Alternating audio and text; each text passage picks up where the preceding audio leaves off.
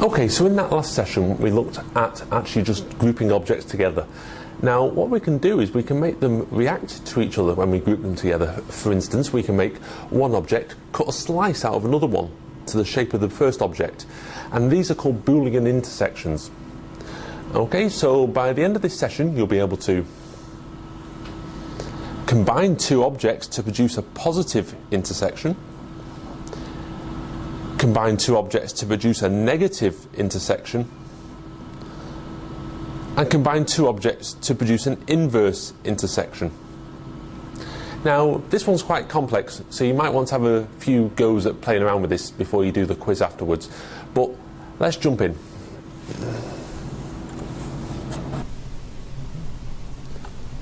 Okay, so what I'm going to do is I'm not going to put any new shapes in. I'm going to carry on with the shapes I had left over, the objects from the last tutorial. If you're following this and you want to try it yourself and you didn't save them, all I've done is I've put a box in here. Let me just come down here to make it a bit clearer what I've done. I've put a box in and I've put a sphere in, so I've just got two objects, and last time what we did was we grouped them together. Now we're going to go a step further now, and we're going to make them Boolean, which basically means, and we make them sort of cut pieces out of each other. So best way to demonstrate this is to actually just do it. So what I'm going to do is I'm going to come over here and I'm going to go onto my move tool. I'm going to select my sphere and I'm going to drag it so it's about halfway through the box. Okay, now what I'm going to do now is, before we just group them, what I'm going to do is I'm going to make them react to each other. So I've got my sphere selected. What I'm going to do is I'm going to come back over here to the command panel.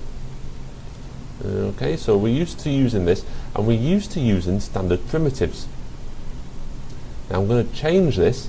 I'm going to click on the arrow at the side and I'm going to come down to compound objects.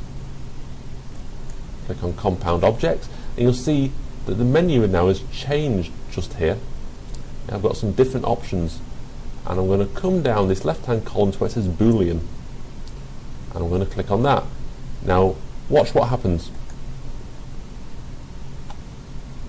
You'll see that at the bottom of the screen here, or just below the Boolean button, some options have appeared, and it's not very clear, but there's a little grey scroll bar here that you can click on and move down, and we're going to use these top options here. Okay, so I'm just going to scroll up so I can see them all. Now one thing we're going to come back to in a minute is this big button here which says pick operand B. Now that sounds very complex, but what it's basically saying is pick the second object that we're going to have an effect on. Okay, so we've picked the sphere, okay, and it wants to know what it's having an effect on. So let's be a bit dramatic and scroll down just a bit further, and let's come down to subtraction AB. There's some operations here and we'll look at them all in a second, but subtraction AB. So A is our sphere and B is whatever we choose up here, operand B. So I'm going to click on the button to highlight it, and then I'm going to come right over here, back up to my window, and I'm going to click on the box. Now it's not very clear what's happened in this window. If I come down to this bottom window here, you can see that what's happened is that the box has cut a box-shaped chunk out of the sphere. Okay, so basically the box has been like sort of as if you're making some cakes or something like that, and you use some sort of cookie cutter to cut some shapes out of a piece of dough. It's done a similar thing to the sphere. Okay, now I'm just going to undo that, so I'm just going to go Control and Z. You could go, of course, go Edit Undo, just to go back a stage, and I'm going to come back over here to our panel and I'm going to scroll back down. Now we chose subtraction AB, so subtraction BA should speak for itself really, so click on that. So it's going to take our second object away from our sphere, because our sphere is object A. So I'll scroll back up here, pick operand B, and then I'll come over here again because I like working in the top window, click on the box, and you see it's done it the other way around now. The sphere has taken a chunk out of the box. And press rotate, and just so I can see here a bit more clearly, yeah, I can rotate the object and I can see that I've taken a big chunk out of it. Okay, so let me just go back again, Control Z, Control Z, Control Z, so I've got them both back again. Okay, I'm going to go back to my move tool at the top. I'm going to click on Boolean back over here, so I'm back where I was. And this time, experiment. Intersection is an interesting one because that chooses the bit where the two shapes overlap only. So pick operand B, in this case the box again, and you can see now it's chosen the bit where the two bits overlap. Okay, so you can see there's various options there. So Control Z, and one last one before we pack it in, union. So again, choose union, scroll up, operand B, click on the box. Okay, and you can see it joins these together. Now it's not grouping them, because remember when we grouped objects we can actually break them apart again. This is actually making this as one solid object now.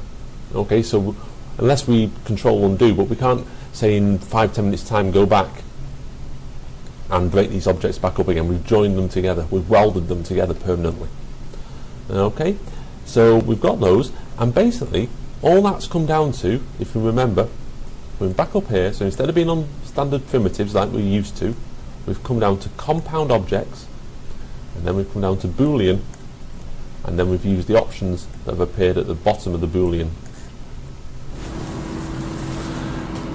Okay, so that was a little bit more complex than what we've done before, but just take away this idea that instead of using standard primitives, you can use compound objects to either join objects together, actually physically weld them together rather than just group them together, or you can use it to slice bits out a bit like a cookie cutter.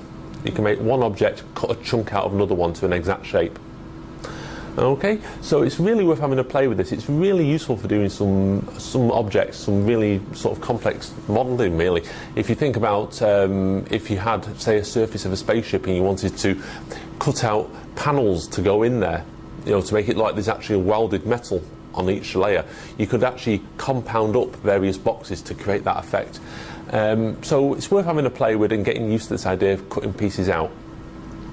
Once you have, of course, you can do the online quiz. And what we'll do next time in session 7 is we'll start putting some textures on all these objects.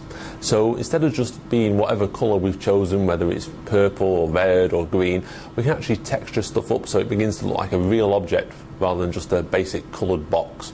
So I'll see you there for session 7.